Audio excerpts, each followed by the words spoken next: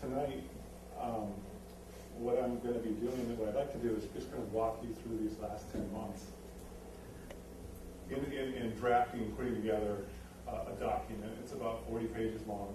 It's called a community health assessment. It satisfies the legal requirement with the Affordable Care Act.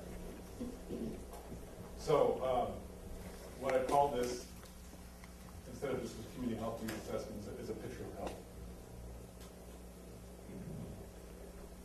As Ryder mentioned, it was about January when we met with the commission, and they sort of gave their blessing to produce this document. And the primary purpose is to build consensus. We talk about what is health right away. We begin to have, it's clear we don't have a consensus on what that means. Is it a question of what our physical health is, our mental health, our emotional health, our financial health? So if we're going to start to paint the picture, it's good that we struggle to do that together. Because if we can get consensus on how we understand or describe health, then there's a good chance that we can also develop consensus on how to tackle the problems. And that's the bigger problem, is developing a consensus on what our needs are and how we're going to try to address those needs. So building consensus is a big part of this. And with that consensus, we can now, if we can agree on what the problem is, we can agree on the solution, which comes to the second point, identifying areas where our community can use with help. What becomes secondary actually is the document. So the document's pretty easy to produce. Consensus is difficult to produce. These are some of the people we collaborated with over the past 8 months. There's a lot of people that aren't here. I didn't list any individual names. There's dozens of people that in one way or another contributed to provide input into this process. To the right, if you haven't ever seen this is a map of our service area. So the district runs from just outside of Carnation all the way to Snoqualmie Pass. So philosophically, or in terms of a vision, a method, rather than reinventing the wheel, I went out and I could see right away that there's about 2 or 3 different common models for conducting a community health assessment. One of them is called MAP, Mobilization for Action Through Partnership and Planning. And as you can imagine, it involves convening a group of people and beginning together to develop a vision.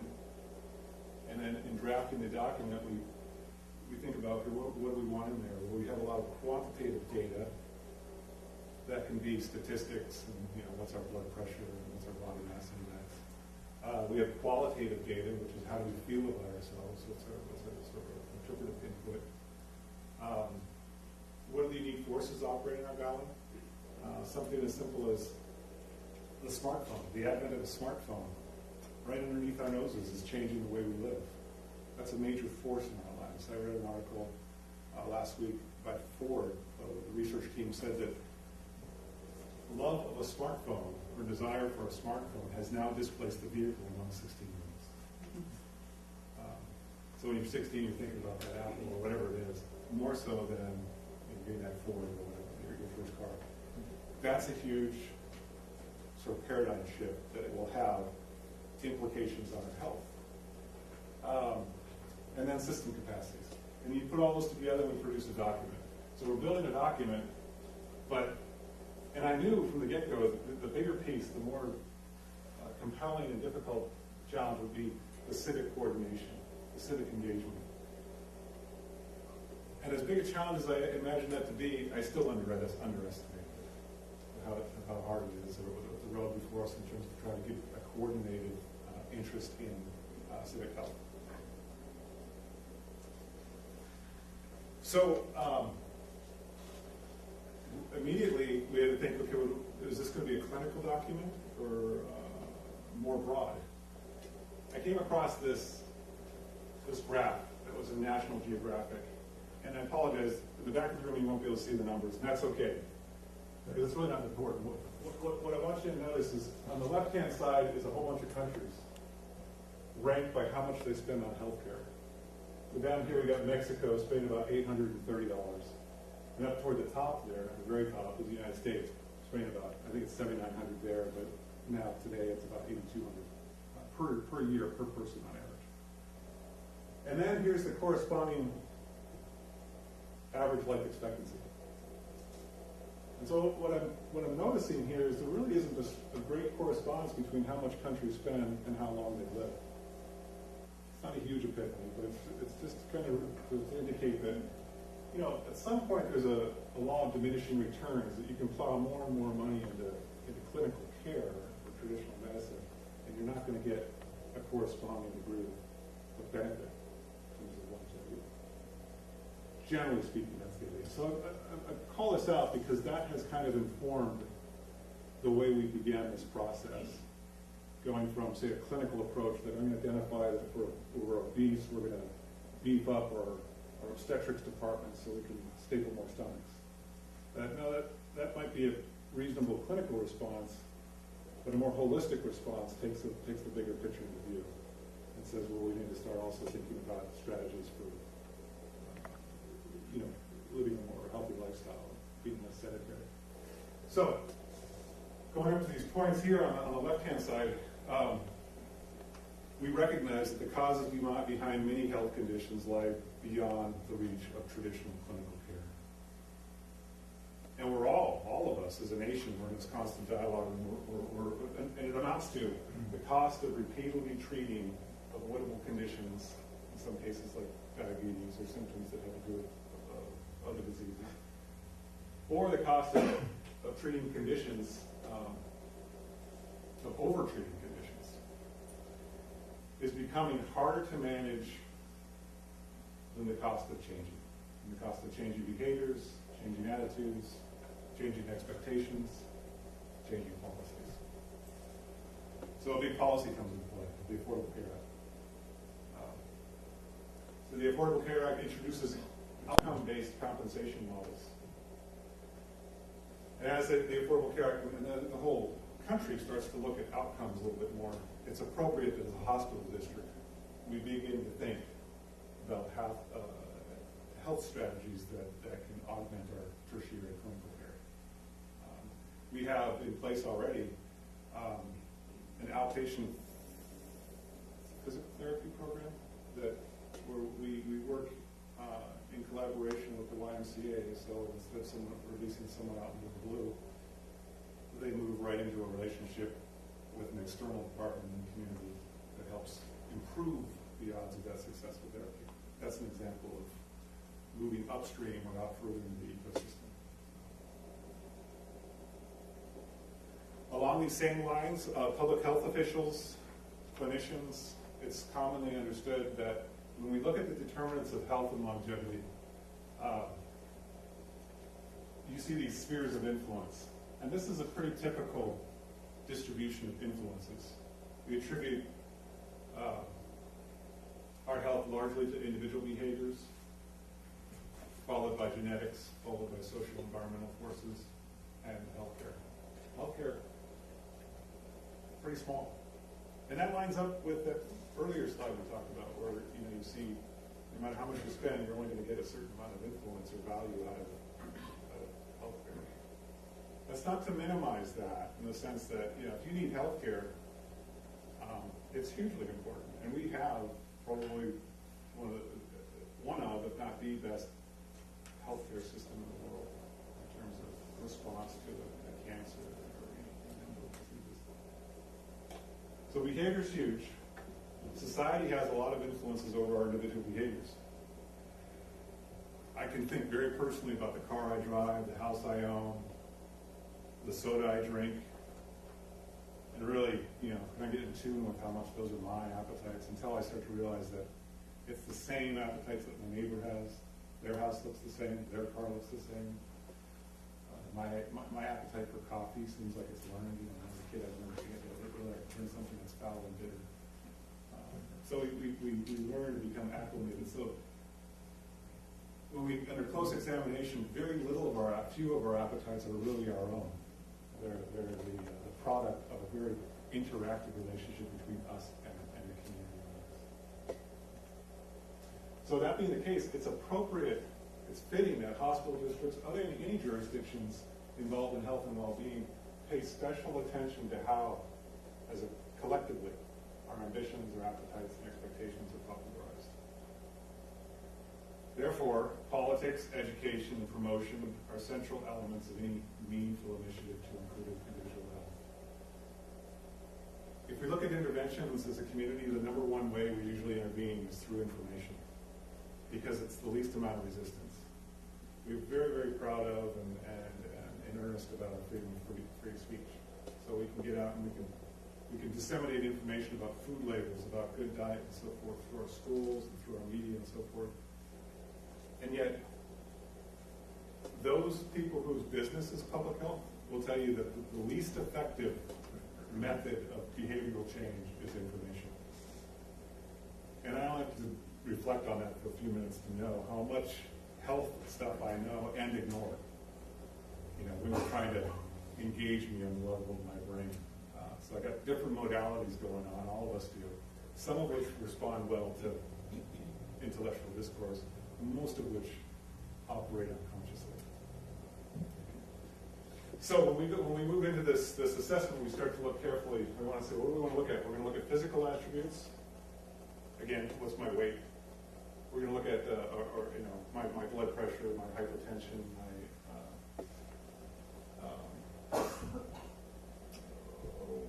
if I have diabetes, different things like that. We're going to look at individual behaviors. How much sleep do I get? How sedentary am I? How much activity do I get? And then social environmental conditions might be something like how much education do I have? What's my income bracket? Where do I live? So that's kind of the primer. So forgive me, I appreciate you being patient to go through that, because it's really setting the stage for why this document is laid out the way it is. So diving into the data, we right away look at mortality. Our mortality rates are very similar to the rest of the country. We die mostly of cancer and heart disease, and it's interesting to look at how much. It's like 60% of the equation, cancer and heart disease. And then you start dropping off into these smaller areas. Our community is interesting that accidental deaths and stroke are 3 and 4. So my suspicion is it's attributed to the fact that we're a fairly young demographic. Our district has 6.8% of the population over 65, whereas 13.7% over 65 is the average for the U.S. I'm going to move through some of these quickly just for the sake of time, but please don't hesitate to interrupt at any point if you've got a question. I called out on the document, there's a number of data points and references I just didn't bring in tonight, so I tried to just pull the things that I thought were interesting. Here we noticed that with falls and suicide and motor vehicle accidents, we have a pretty high number compared to the rest of the county. This is an interesting chart. We pull all the diagnostic codes built for our primary clinic and compile them, and we noticed that after routine visits, the diagnostic codes used in our primary clinics, the most frequently diagnosed conditions were for mental health and chronic pain.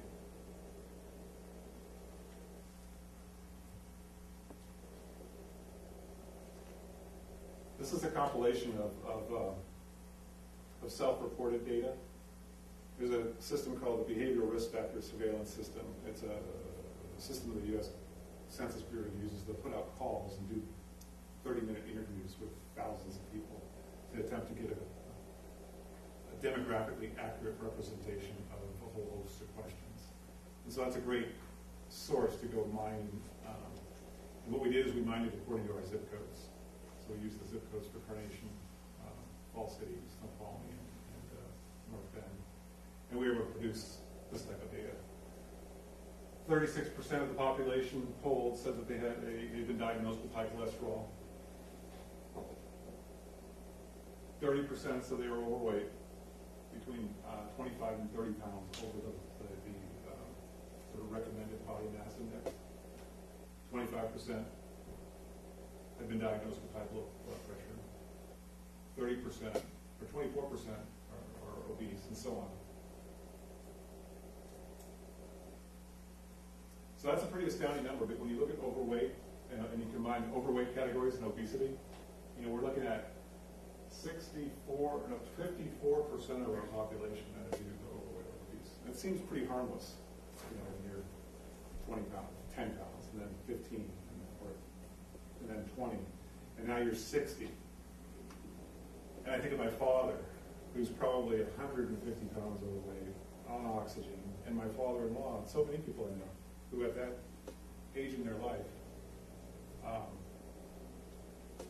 lead a very uncomfortable life because of that extra weight and the toll it takes on our bodies over the course of decades.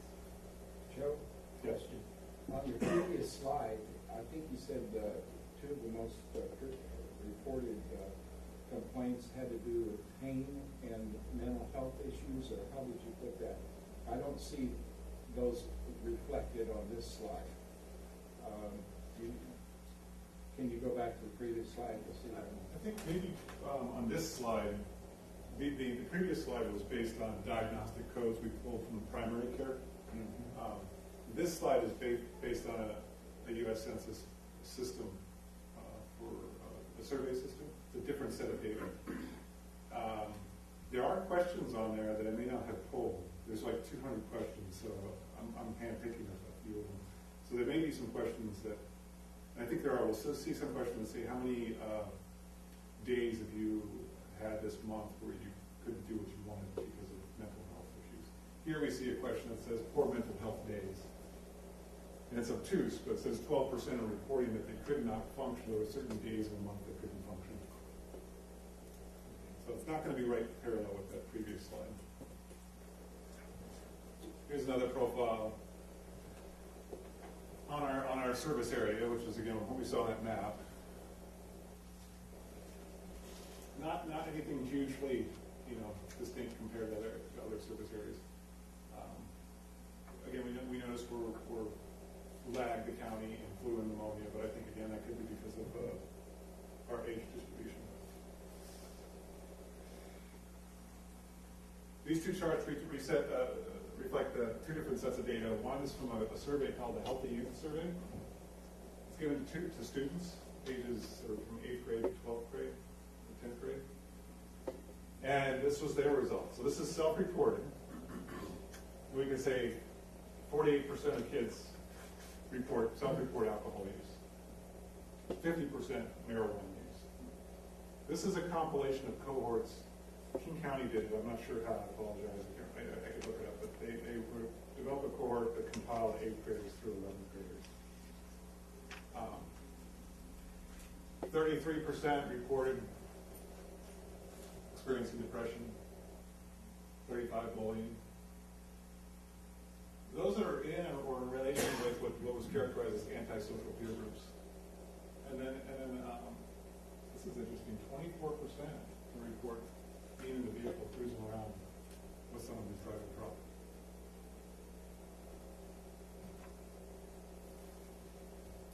On the right, this is a little bit disconcerting. I don't know what to make of it. We have fewer people hospitalized for suicide attempts, but we have more people who have successfully committed suicide, substantially more. But those are hard. We have so few. When you have 12, you have to come up with these numbers by looking at a whole period of like 10 years, compiling all the suicides over 10 years, and then aggregating that as a function of say 100,000 people, and we come up with these numbers.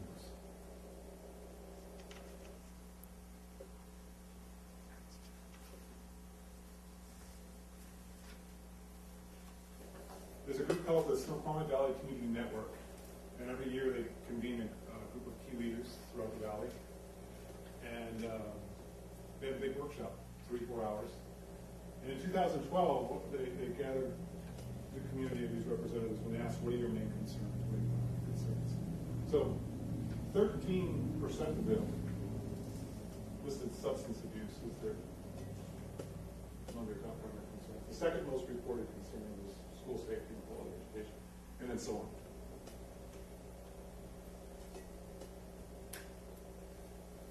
Mr. Paul, are you able to see that? Yeah.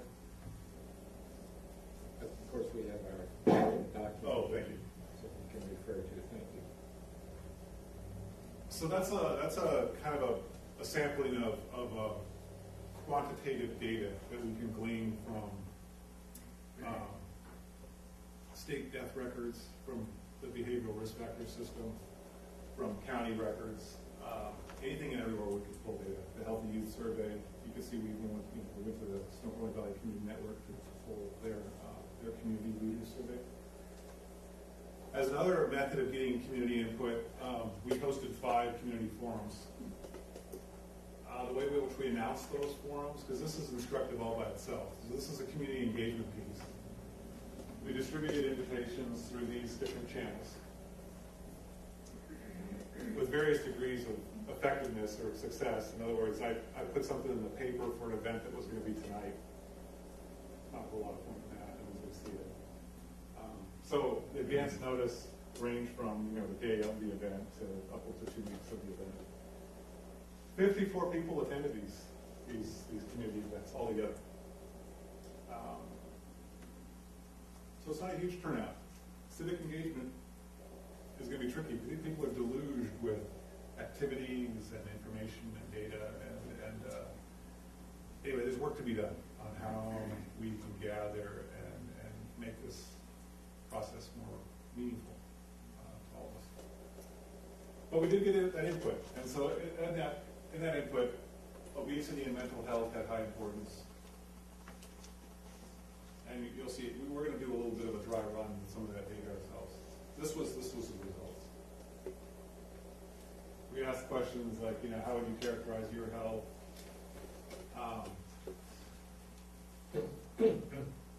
What are the 3 behaviors that most threaten your health? And then we try to call out expectations. What sort of jurisdictions do you look to? Who do we look to for leadership? What are our expectations around any kind of initiative to address population health? We expect our mayors to take this initiative, grassroots organizations. So we're going to play this game. This is just a dry run. It's just a test the device. So we ask the question, will Obamacare succeed? So if you have a device, you'll notice there's keys on it. There's numbers associated with them. If there's an answer you like, you press that number. And if you point it, they're infrared, they're not radio frequency, they're infrared, so you'll have to point it at this little puck here, or this one up here. So you go ahead and point it now. You can see our responses are dialing in there. And for the sake of time, I'm not going to, if one of them isn't connecting, we're just going to continue to drive on, even if we don't capture one of you. So we get some answers there. We have without a doubt, it's clearly uncertain. Did you guys see the Jimmy Kimmel interviews? Yeah. Okay. So for those of you that hadn't, he's a comedian. He went on the streets in New York or somewhere and he interviewed people. Which do you prefer? What's the better program? You like affordable access, affordable care? Yeah, Affordable Care Act or Obamacare. Now they're one and the same. But again, we get so much information that it's not that surprising that, and they're characterized in so many different ways that people would agree with one or the other. So anyway, we'll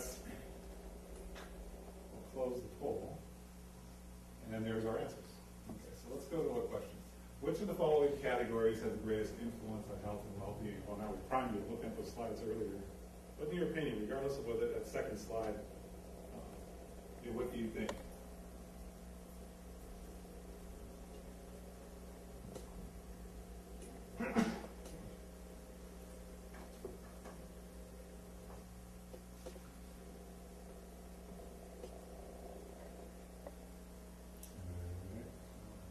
Rank the 3 conditions you feel are of greatest concern to the health of Snoqualmie Valley, for the service area. So here, you're actually going to hit your first choice, then your second choice, then your third choice.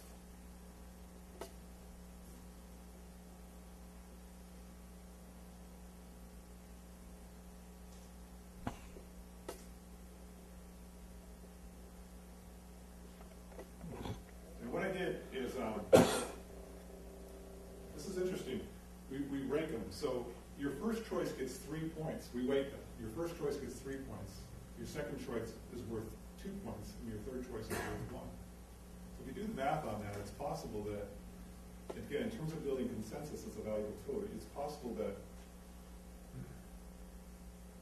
the number 2 choice, the most common number 2 choice, would be of greater concern to the community than the most common number 1 choice. So in other words, 10 number 2 choices is going to prevail over 7 number 1 choices, if that makes sense. Probably doesn't make sense, but the idea behind it is again, thinking about ways in which when we come together and we have limited resources and we say, how do we want to spend that? It's not simply a matter of competing against everyone's number 1 choice. We can dig deeper and look at order number 2 and order number 3.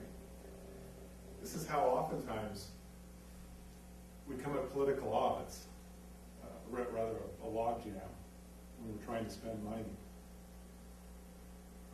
And for good or for bad, the most common interest wins. So generally speaking, if we're in disagreement, well, we can't be too safe, so we can't go wrong by spending money on defense. We can't go wrong by spending money on police and safety. Well, in my opinion, sometimes we can. We shouldn't just spend money on those things simply because we can't agree on anything else. That's which is sometimes the principles of play. So building consensus is a huge, important strategy in community health. So much so, I've obviously I drank the Kool-Aid. I went out on eBay and bought one of these things. Cool. I mean we, the district, didn't buy one, we bought 10 of them. With the idea that, as a symbolic gesture, if nothing else, we can give these devices out to chambers of commerce, clubs, associations, cities, whatever, to foster the idea of what kind of tools can we pull together to build consensus. I mean, we're standing here as we speak.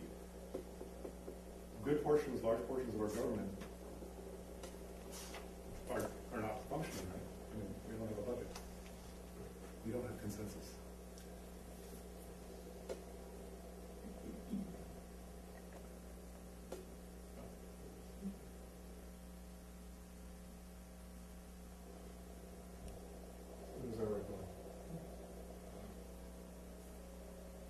Rank the 3 behaviors that you feel most threaten the health of Snoqualmie Valley.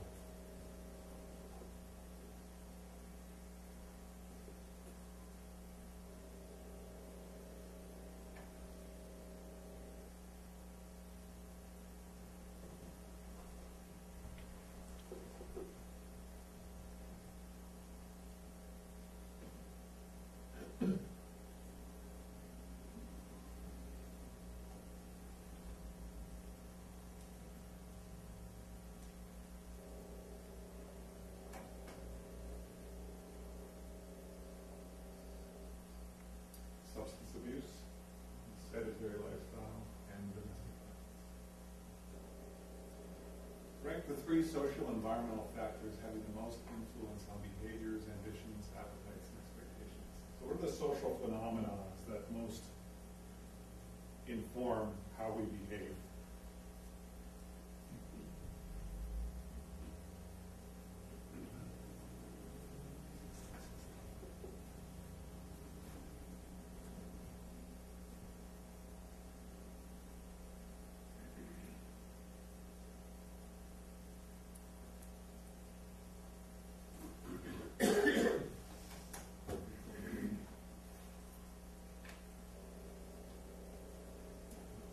Education, media, religious affiliations. Rank the 3 top organizations you feel are in the best position to foster community health.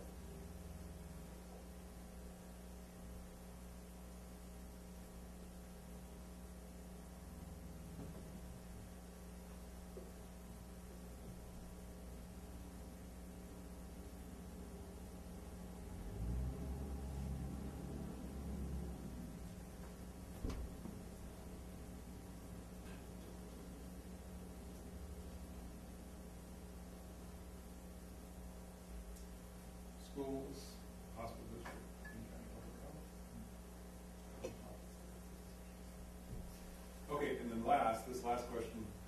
just kind of go straight to one of the points. Should society leave people completely free to behave as they choose, even if there is a cost to others, or should the community decide what people can or can't do, even if some people object? This would be something like what the mayor did in New York City when he said, we will not allow the sales of 32-ounce drinks in restaurants. Something like that. And this is just one answer.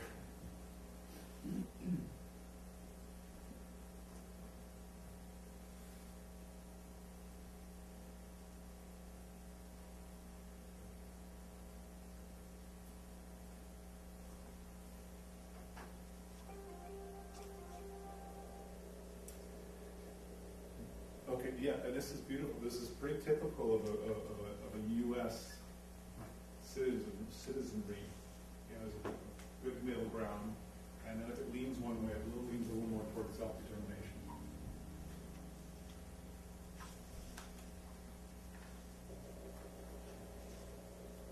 Now, we look at, we're going to go through these pretty quickly, but we pull in demographic data. Population growth, we've exploded. I think many of you have probably heard that several times. I think with the expansion of Snoqualmie,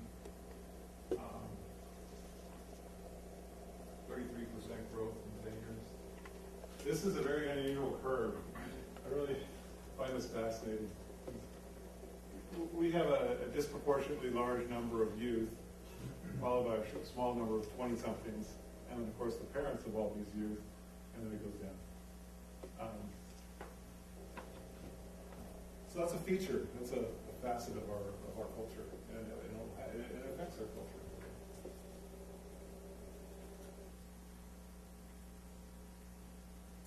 The profile of households, income. Boy, quite healthy income-wise. It's even higher than that now. In the short time we started this assessment, it's over $100,000 for the median income. But we still have pockets. I mean, as high as that is, you know, look at this. You know, these are households. 300, 5, 1,000. Some 1,000 households below below $24,000. So if your family of 3 or whatever, not a lot of racial distribution. I think this room more or less reflects our racial distribution. Not even. We have seen a rise in the Asian community.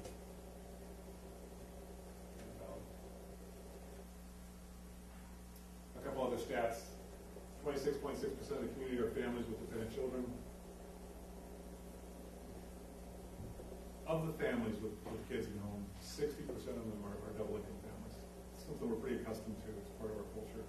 But it does produce a unique set of strengths and limitations when it comes to how we're able to care with the double income family for ourselves, our kids, our parents, each other.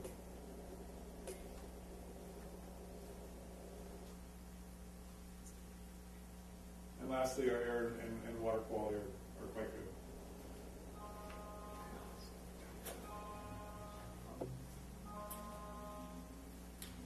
So I want to move into some sort of conclusionary remarks. All in all, we're pretty darn lucky. We have a very high income, we have very high education levels. We live in a very non-toxic community, lots of fresh air, lots of hiking trails, easy distance to nature walks, things like that.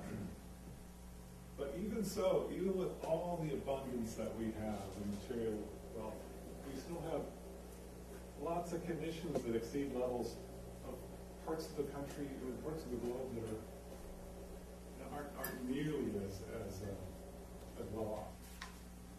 Guatemala, for example, enjoys greater longevity. There are countries where very few low incidence of heart disease. So some of it's diet, a lot of it's lifestyle.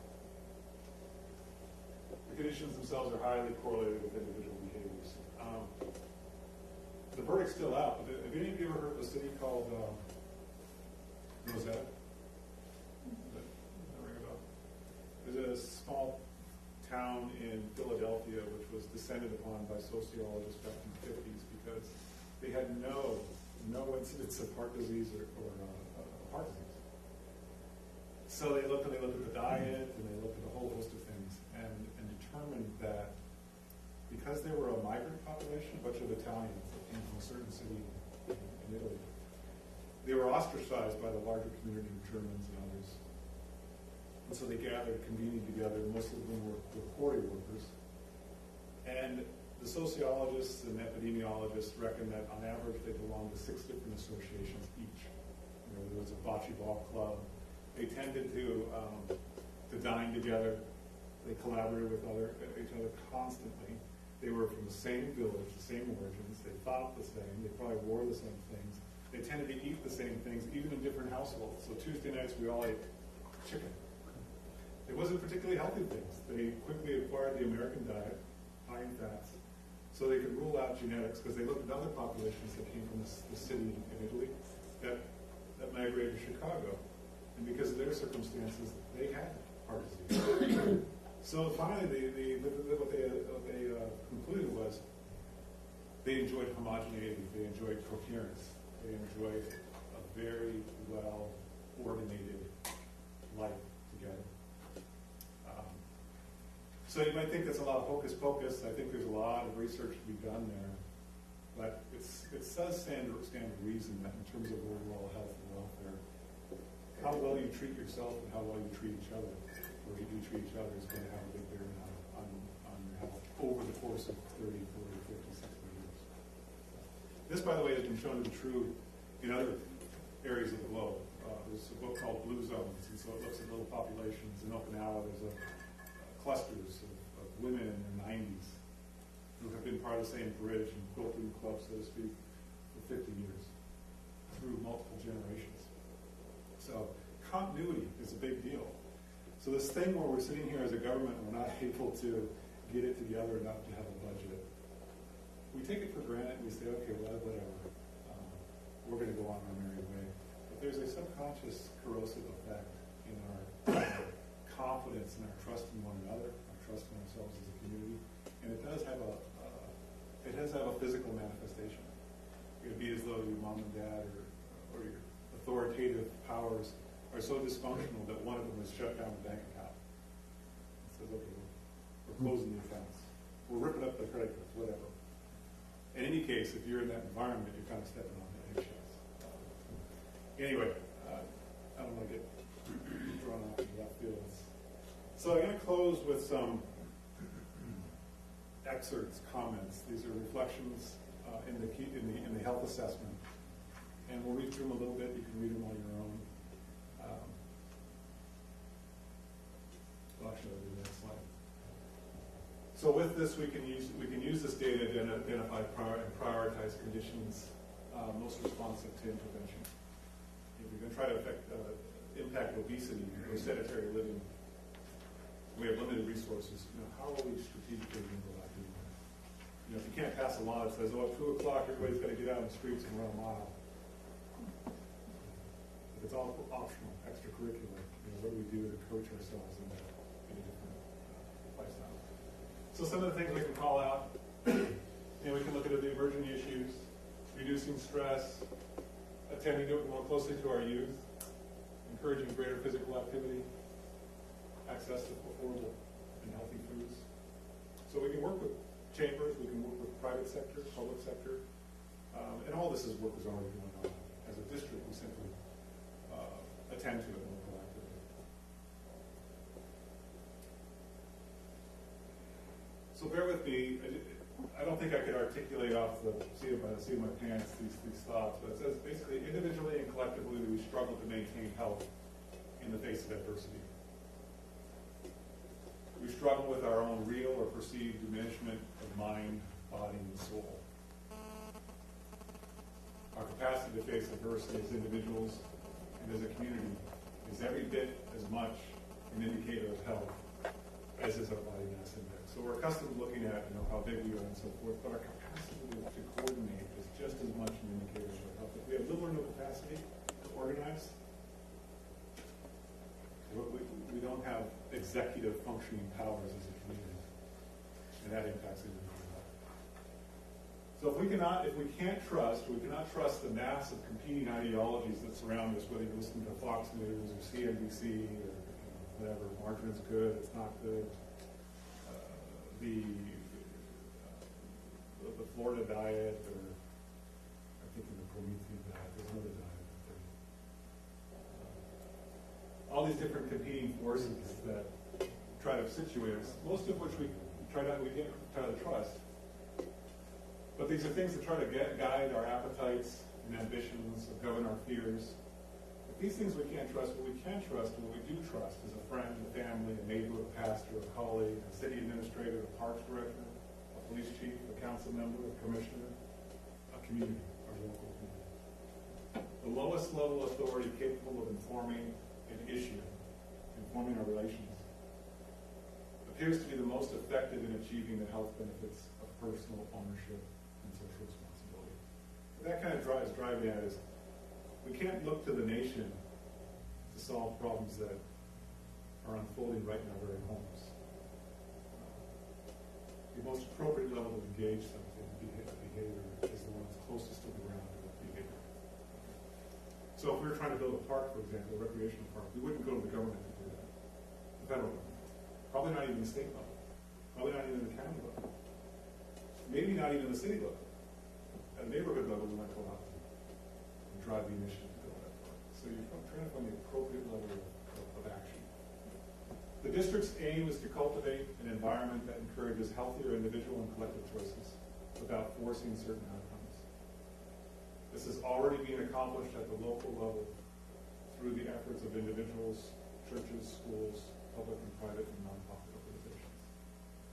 It is our intent that through this assessment and the development of a community health improvement plan, the district can play a role in coordinating these efforts to address our most pernicious health problems. So pernicious, by that I mean, if we're talking about diabetes, we're talking about obesity, we're talking about sedentary living. These are pernicious, seemingly innocuous, harmless elements that over time accumulate very, very catastrophic health and expensive health consequences. So I think, that's the gist of it. This is just a little after action. It's sort of saying this is the timeline in our meeting in January. We had this schedule, this calendar up there. For the sequence of events, there was a period in which we're looking at putting together kind of an action team, a planning team, and going through the development and the actual drafting of the document to have something that we can present to all of us here. In hindsight, this all went really well on paper. In fact, again, I feel like this has not been the product of a concerted reflection, communal reflection, but rather a whole bunch of little inserts, of which I'm sort of the common denominator. A lot of engagements with a lot of different groups, and taking that feedback and sending it. And that's probably the nature of the beast to a certain extent. But going forward, ideally, I think this community is very, very, very, very well primed to gather in a more coherent, deliberative way on trying to tackle some of these more pernicious issues and to frame it a little bit on behalf of each other. And then budget-wise, we started out with some comprehensive plan to allocate $20,000 per document, $12,000. These are just sort of seat of the pants estimates for the civic engagement piece, and then $50,000 for the next phase of this project, which was to develop a response plan. Even when we don't have an instrument in place, there's not a whole lot. There's not really much to spend money on. So this is what I had as a budget, and this is what we actually spent. So in phase one, organizing the program, about $3,000. Phase two, articulating the vision, conceptualizing about $4,000. And then the actual drafting the document and pulling out the data, the epidemiologists, different things, about $9,000. So a total of $17,000. I believe we have resources, but it's prudent, or we gotta be careful not to spend resources if we don't have an instrument to be meaningful and impactful. So hopefully as we move forward, we can begin to cobble together sort of an action group that could utilize our resources effectively. You guys have been very patient, very quiet. I hope it's been interesting. It's not the virtue of the crickets chirping. That's the gist of it. Does anybody have any questions for Joe? Questions, Brent? It would be interesting if the median income, the figures, it would be interesting if the median income would be by census districts, because I think if you were to remove Snoqualmie Ridge from your calculations and just focus on the different census districts, it would be quite different. And at least it would allow us to kind of focus on those areas where the median income is a factor and might be an outlier, low, especially low in that regard. It's surprising, I thought that as well. And when we look closely at the demographics, there are clusters, pockets in the hills in Preston and Incarnation where the median incomes levels are higher than the ridge.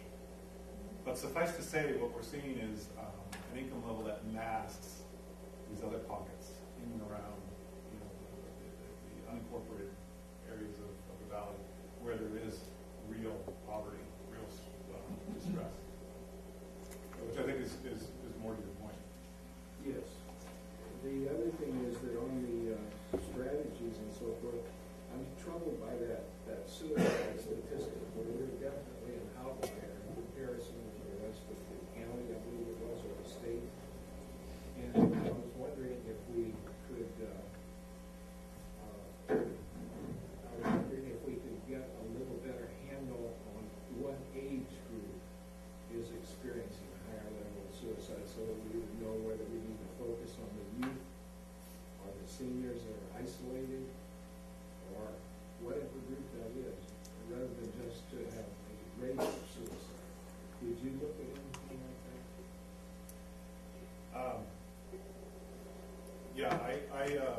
I question whether or not to put that up there at all, because it isn't analyzed, so it's there. But I feel like my role is to just kind of serve that data up, and then if it does incite responses, then that's great. That can help bring us together, paying more attention. Yeah. But I want to be careful that we don't to understand that's not been interpreted. I don't know what's behind those numbers, so I don't want to raise an alarm that says, "Oh my gosh, we're Well, dying." it'd be interesting if there's a correlation between youth suicide and bullying, for example, which is isolated as a statistic in Yeah. the presentation. But I just want to say that I attended about 4 or 5 of those presentations at the community, all the way to Carnation, and Joan was there. And I think he's done an excellent job making the presentation. It's just tough to get people to come in and participate. Thank you. Okay, any other questions? Thank you, Joe, very much.